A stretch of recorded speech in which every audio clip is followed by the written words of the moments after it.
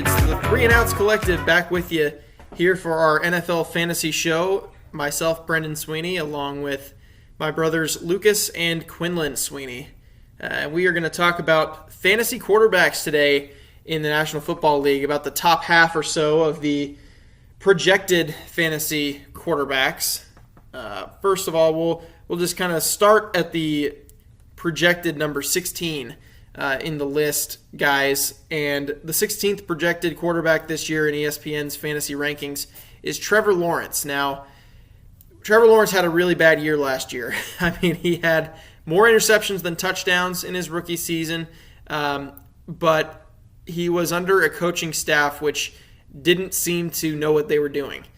Lucas, this year with Doug Peterson being a former NFL quarterback and former Super Bowl champion head coach, is that going to make a big difference for Lawrence this year?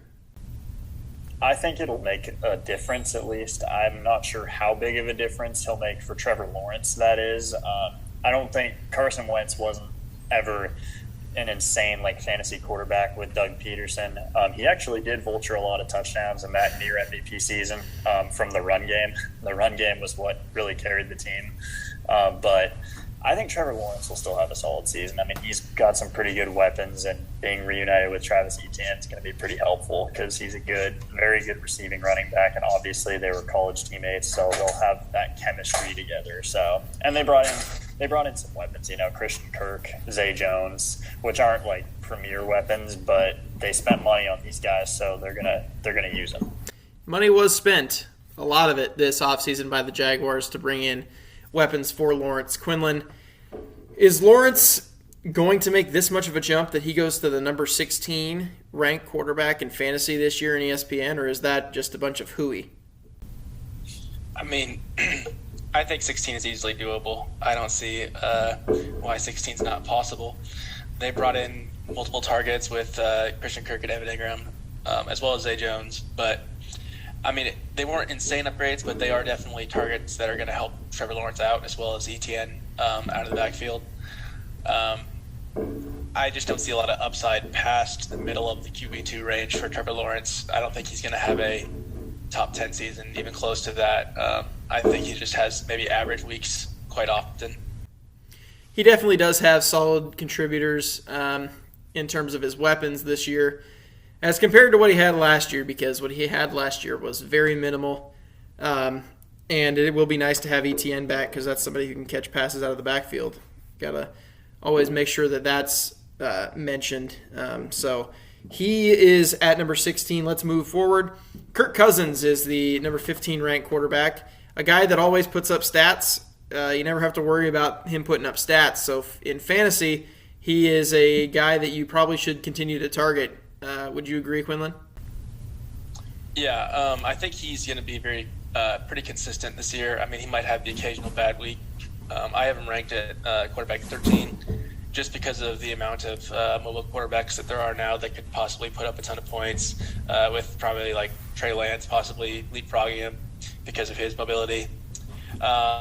I think he's definitely a guy that you can have on your team if you want to wait on your quarterback and have a strong roster otherwise, especially if you got a Justin Jefferson on your team and you can stack those together.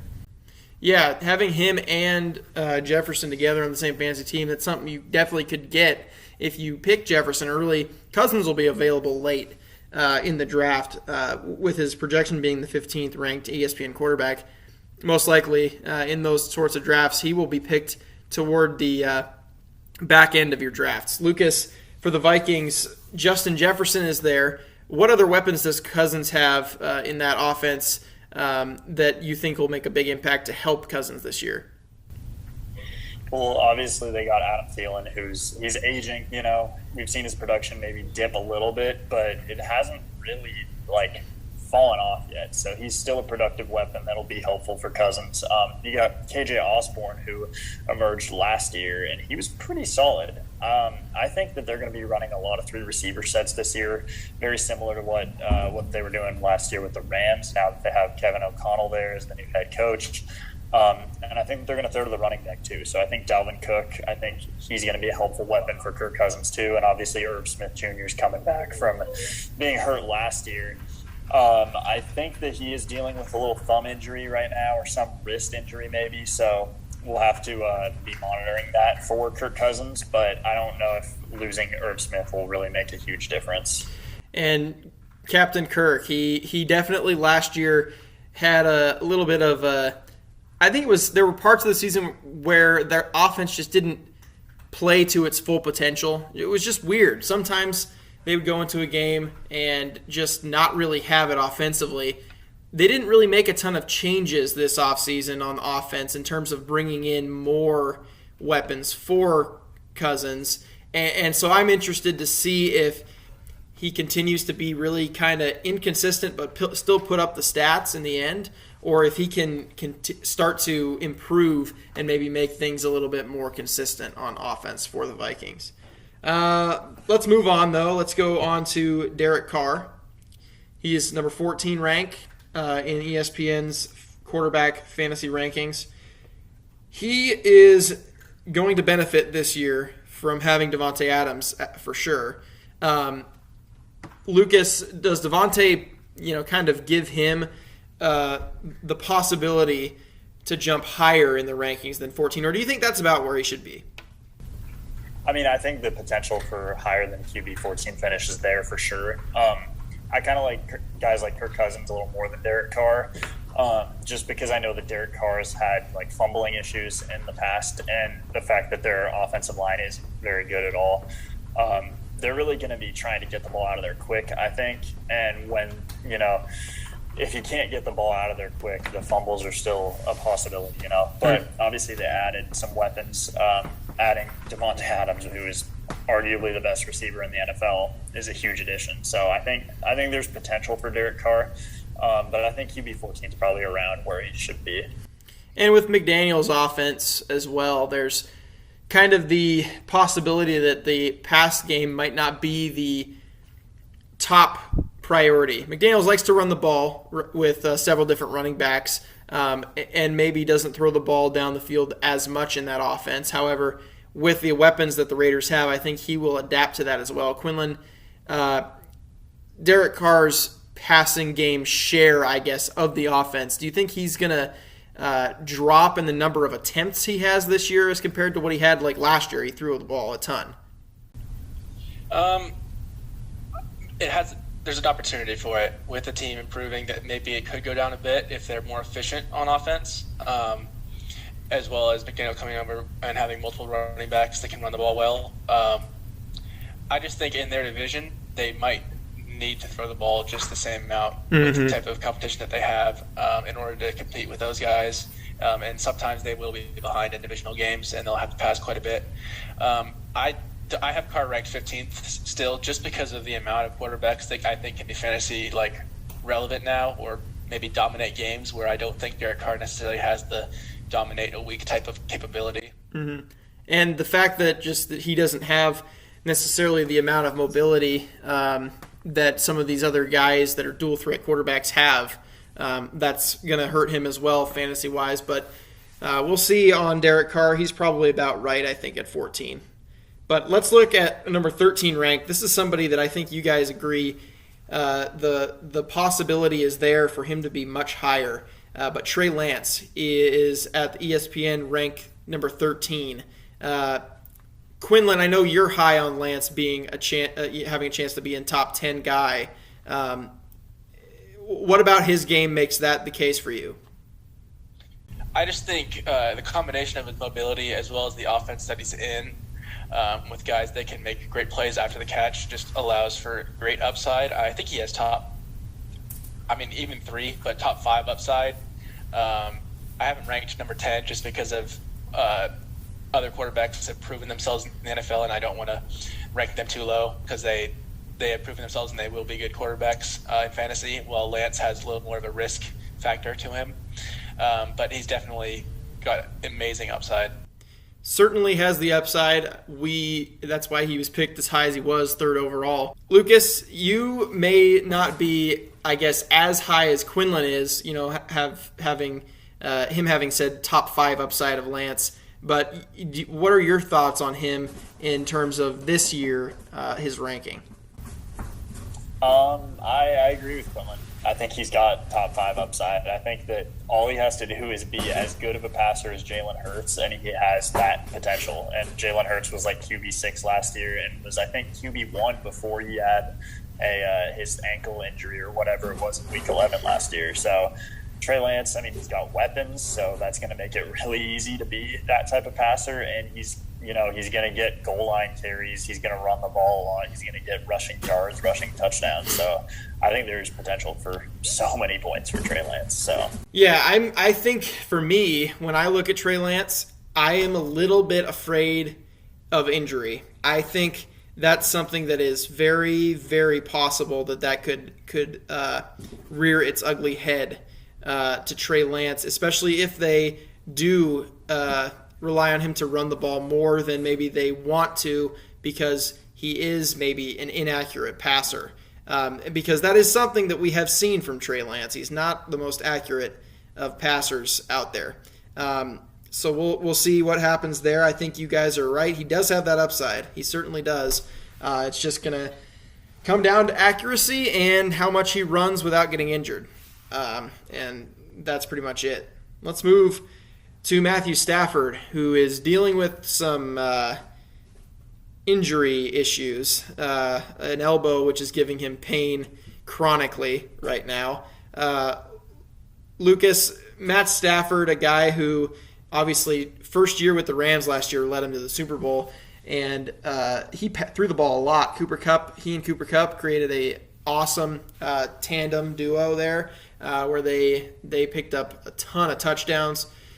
Lucas, is this year a step back maybe for Stafford, or is it a step forward because he's got even more weapons? I would say maybe just kind of like a step even. I don't think that he's going to throw as many interceptions as last year. I don't think he'll turn the ball over as much as he did last year.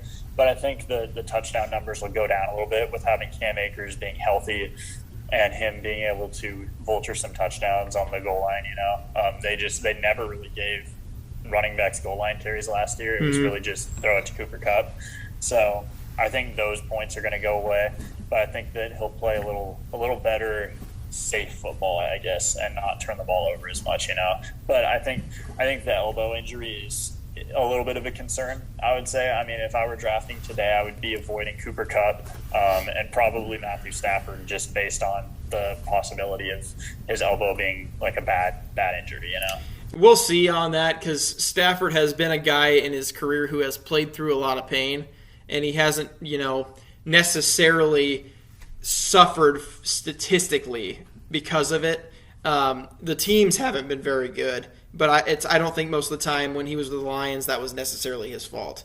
But I agree with you. I think it is certainly a cause for concern, and we'll have to see how that continues to materialize. Quinlan, the Rams, Stafford.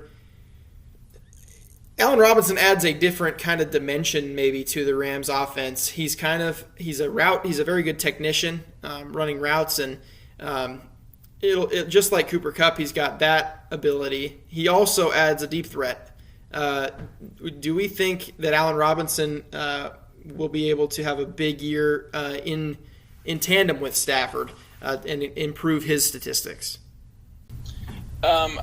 I'm not sure if it will improve Stafford's statistics. I do think the arm thing is a concern for the amount of attempts he might have this year. It might go down slightly, especially if they treat Cam Akers like a workhorse. I think Cooper Kupp last year actually demonstrated that he has the ability to be an intermediate to deep threat as well. And I think Robinson is just great just to pull it off of him. But I think Stafford usually likes to target one guy in majority, and Robinson could be a good fantasy target. I mean, he could be probably maybe a low receiver 2, but a receiver 3, I think. And I think it's just going to be a good offense, solid offense, as long as Stafford stays healthy. Yeah, I think Stafford, his health is paramount, especially for the Rams' success and also for his. But let's move on now. Russell Wilson is the number 11 quarterback in the ESPN fantasy rankings. Russell Wilson is a guy who just changed teams, went from the Seattle Seahawks in the NFC West, where he was beginning to slow down a bit with a team which was getting pretty old and the offensive line never really improved, and he had so many issues in the last couple of years with just keeping that team competitive. But with the Broncos now, a team that's got a lot of young talent, I think this is a chance for him to have a bounce-back season and really probably be a top 10 QB this year. Quinlan, do you agree with that? Yeah, I definitely agree. I'm not sure if Russell Wilson was slowing down with the Seahawks as much as he broke his finger and the ball was not coming out the same in those last few weeks of the season that he came back. So it looked like he was playing a little bit worse. I think with the targets, he has a similar talent structure in Denver to what he had in Seattle, at least on the receiver front. Obviously, DK and Lockett are great targets, but Judy and Sutton could give you something similar. I see Judy as kind of a Lockett type, with Sutton being the Metcalf, maybe not quite as athletic, but still a big target that can go up there and get the ball. And I think Russell Wilson's deep pass ability is going to be shining well with Sutton, and Judy's going to get a ton of separation for him. He is one of the guys who throws the best deep ball, one of the best deep balls in the NFL. So he definitely has the weapons for it. And Lucas, do you think with the receivers, they did lose Tim Patrick, who was a guy who is one of those deeper threats, and he's a big guy, red zone sort of threat as well. Will that hurt Wilson, or do you think they have enough besides him to make it work? I don't think it'll be too big of a detriment to Wilson, honestly. I love Tim Patrick. I think he's a talented player who's very underrated and underappreciated, really, just because of the fact that he's played with bad quarterbacks over the course of his career so far. But I think that Russell Wilson will find somebody else. I think Albert Okwuegbunam will be a good substitution there. I mean, he's very similar to Tim Patrick, 6'4", runs probably as fast as Tim Patrick does as a tight end. He's one of the fastest tight ends in the league. So I think he's a very similar target to Tim Patrick. And I think that KJ Hamler, he'll be another guy that can fill in. I know the Broncos have been looking at the free agent market, guys like maybe Will Fuller, I think I heard something about. So I think Russell Wilson will be just fine with the weapons that he has right now. He's a guy that I'm for sure targeting to stack with other Broncos players like Javonte Williams or Cortland Sutton, maybe. So there are definitely weapons there in Denver. So we will see how his season goes. Russell Wilson is at number 11. Now, number 10 on the list is Joe Burrow with the Bengals, a guy who has weapons everywhere. Jamar Chase, T. Higgins, Tyler Boyd, Joe Mixon. That's one of the better skill position groups in the NFL. As long as he gets good O-line play, which they improved this year, I don't think he's going to get sacked much at all, and he may throw less interceptions because he'll be under less pressure. Do you agree with that statement, Lucas? Yeah, I agree with that. I think this offense is going to be legit. I think it's going to be hard to stop this offense. You got Jamar Chase and T. Higgins, and Tyler Boyd even is a great receiver, a phenomenal wide receiver 3. You brought in Hayden Hurst at the tight end, which I don't think it's an upgrade over C.J. Uzomah, but it's a very similar skill level tight end, I would say. And then obviously Joe Mixon proved that he's still one of the best running backs in the NFL last year. So there's so many weapons. I think Joe Burrow, phenomenal fantasy pick at QB, I think. And he's also sneaky mobile, getting touchdowns. He rushes for more touchdowns than you would expect. Yeah, he's more athletic than you might think as well. He definitely is able to get the ball out of the pocket and run for yardage and escape the sack. You mentioned Hurst. He's been getting really good reviews in the preseason, in training camp from the Bengals coaching staff. So maybe that is an improvement for them, but you're right. He's about lateral in terms of the change between him and C.J. Uzomah, who went to the Jets. Quinlan, Joe Burrow, what could be the one thing that you think could get him off course for being a top 10 QB this year? What's something that could, be a detriment to him this season? Can you see anything? I don't see a ton of potential to get him out of top 10 QB range. I think the targets are going to really, really help him. I think Hurst is better than Uzama. I don't think that's even that much of a lateral change. I think he's better. I think he just got kind of screwed in Atlanta by Kyle Pitts being selected, and he just kind of fell by the wayside there in year 2 in Atlanta. I think he's going to be really good. I think he's going to have a 600, 700-yard season at least for the Bengals. And I think the only thing that could really hurt him maybe is if the division is weaker. I think the Browns and Steelers both have potential to be weaker this year. And I think maybe game script makes Mixon more of a runner and less of a pass catcher as he was last year. I think Burrow was fantastic. He won people championships with really great late season performances. And I think he has the ability to be more consistent this year because he's got those guys in the offense and he's played it for longer in the NFL. But there's always the chance that maybe his volume could go down just a little bit. Yeah, I think you could definitely make that assumption that his usage rate may go down in the passing game. But who knows? We don't. The Steelers are always a team that seems to be competitive, and the Browns, I mean, who knows? With Brissett, they have really still a good running game, although their offensive line has changed a lot since last year. So we'll see in that division. But you're right. I think Burrow, it might be a less, heavy passing attack, but I definitely think he has the potential to be about the same or better than last year statistically in fantasy. Aaron Rodgers is the number 9 ranked ESPN quarterback in the preseason. That's pretty low for Aaron Rodgers, and I think there's a fair reason for it because where are his weapons, Lucas? They're in the backfield with him. So that's the problem. I think the Packers' offense is going to be a lot more run heavy this year. I mean, it was already starting to trend that way a little bit last year. They didn't throw the ball as much. They started to run it a little more, and that's what happens when you have two top 10 talented running backs, arguably, on your team in your backfield. So I think Aaron Jones, AJ Dillon, both guys that I'll be looking at heavily. Aaron Rodgers, I don't know as much. He might be a guy that finishes a little lower than his current ADP, which is crazy because he's the back-to-back MVP. Yeah, when you look at the Packers, they've got 2 rookie receivers who probably are going to play big roles in their first seasons, like Christian Watson and Romeo Doubs, who is like a 4th-round pick, and people are saying that right now he's more polished than Watson. So who knows how that's going to end up, but definitely looks like the weapons in the receiving core are diminished for Rodgers. Does that, Quinlan, put Rodgers in danger of actually falling out of the top 10?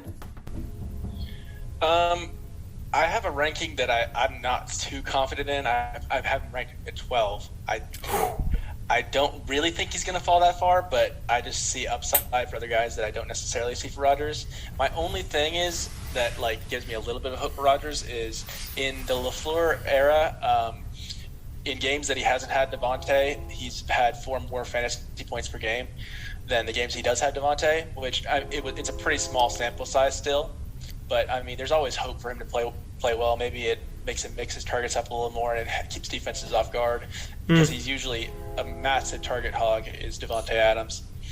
And I don't know if people are saying that Dobbs is more polished than Watson, as in Watson's just been hurt and hasn't had the opportunity to show it out there right now.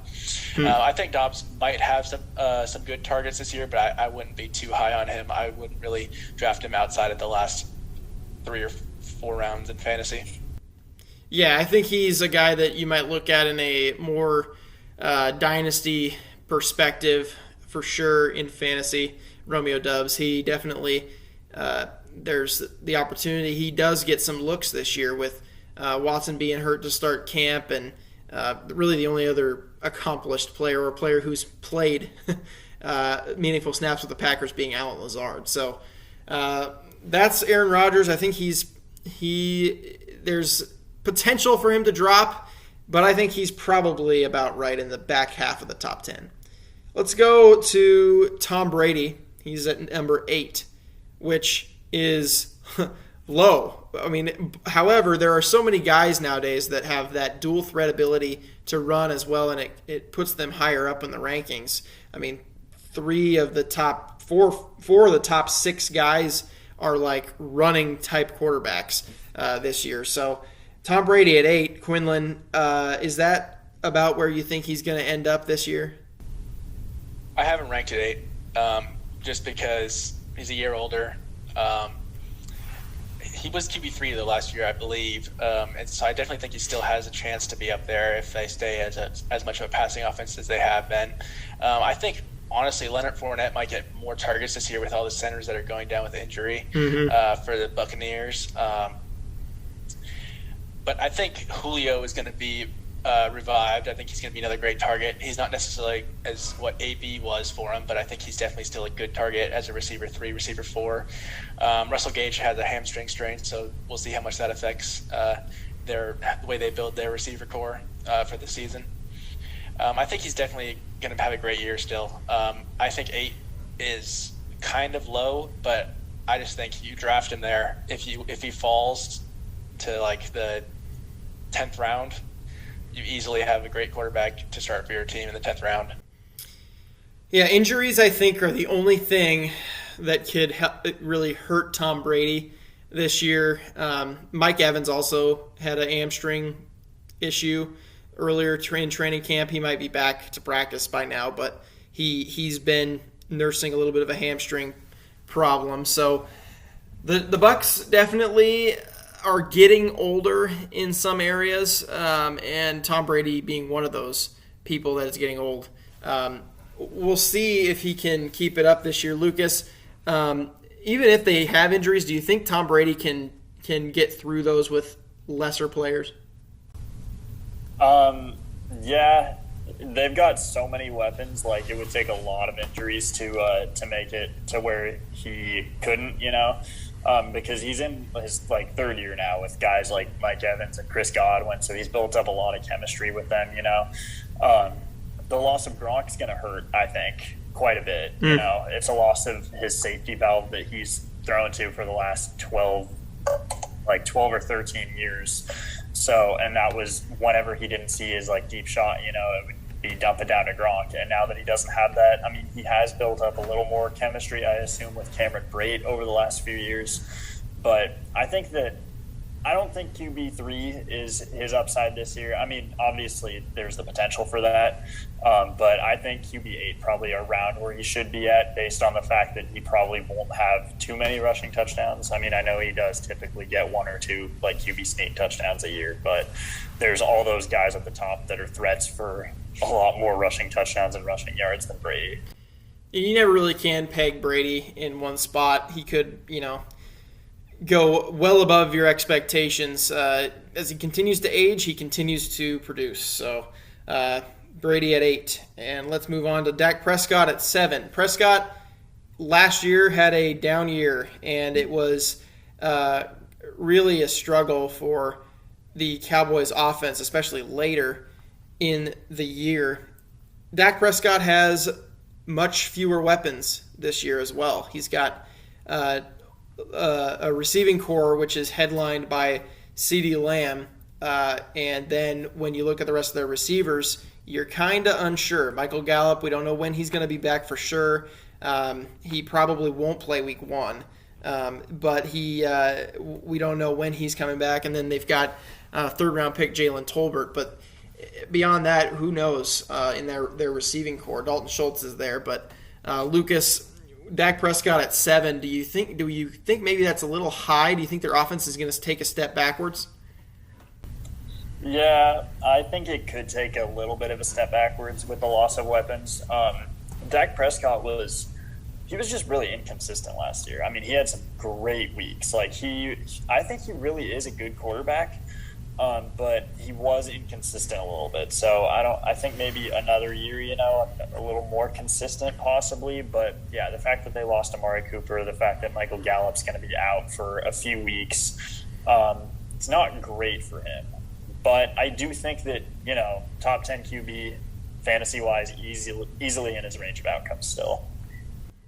Yeah, Quinlan, Dak Prescott, a guy that still has Tony Pollard and Zeke both in the backfield. Zeke maybe in fantasy had a fine year last year, though he wasn't necessarily the superstar that he'd been previously in the past.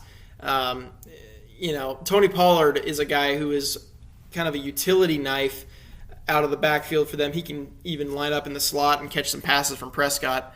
Do you think the running backs are going to be helpful for Prescott this year and more of a focal point in the offense?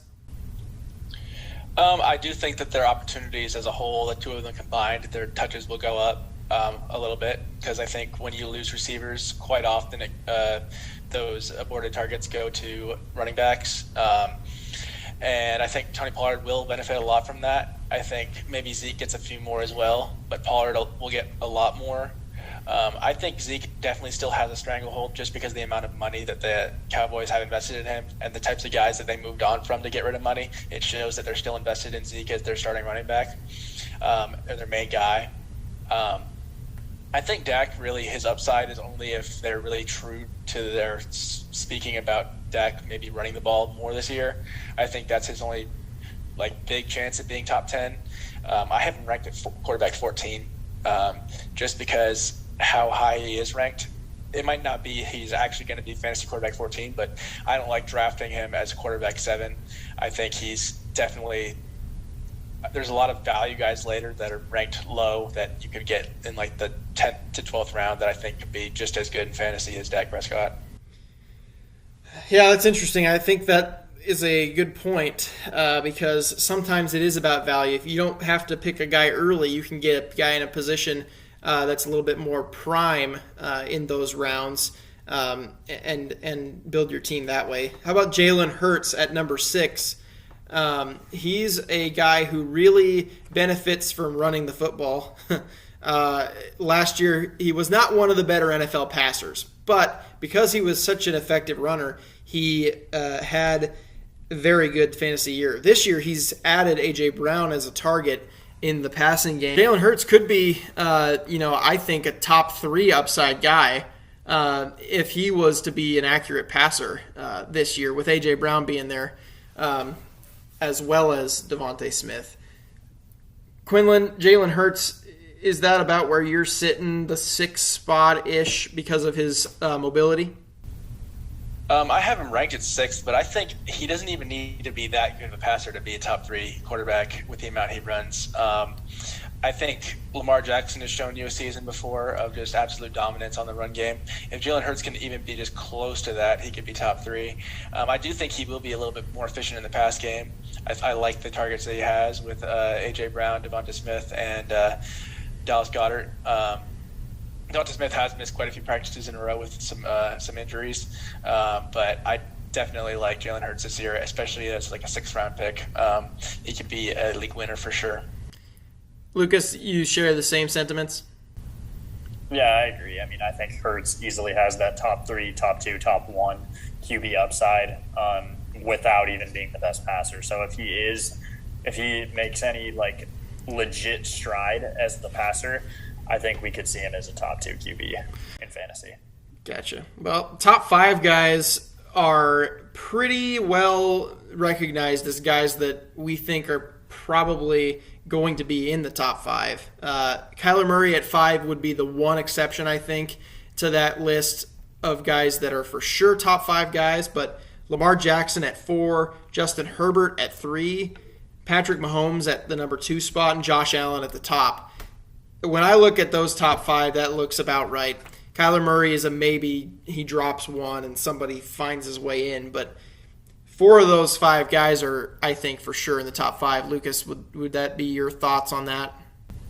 Yeah, I for sure agree. I think we could see maybe a guy like Hurts or Lance or Burrow even maybe jump in there in the top 5 over a guy like Kyler Murray or possibly even Lamar Jackson. But yeah, I mean, I think those top 3, Allen, Mahomes, Herbert, if all 3 of them aren't in the top 3 or aren't in the top 5, I'm going to be probably a little surprised. Yeah, I think injuries would be the only reason that we could see for them to fall out. Quinlan, Josh Allen at the top Is that how it's going to end? Everybody seems to think that he is the best quarterback now. He hasn't proven it winning-wise yet in terms of getting to Super Bowls or anything like that, but everybody talks about him as the premier quarterback. He's back-to-back top quarterback in fantasy 2 years in a row. I think he definitely can get it a third year in a row, but I think some possible vultures of taking that title are Lamar Jackson, Justin Herbert, and Jalen Hurts. I think those are the top 3 guys that could steal that spot. Wow. Jalen Hurts being vaulted into the possible number 1 quarterback in fantasy. That would be an interesting ending to the season and probably would secure his spot as the starting quarterback for the Eagles in the future. That'll do it for today's show. It has been 3 and Outs Collective's NFL Fantasy Show, recapping the quarterbacks and their preseason rankings. We will be back with you on Monday for the MLB show. We will talk about the trade deadline, which happened a little over a week ago now, and we'll just recap some of the big deals that were made and the ramifications that they have in Major League Baseball. Thanks for joining us, Brendan Sweeney, along with Lucas and Quinlan Sweeney. We'll see you next time.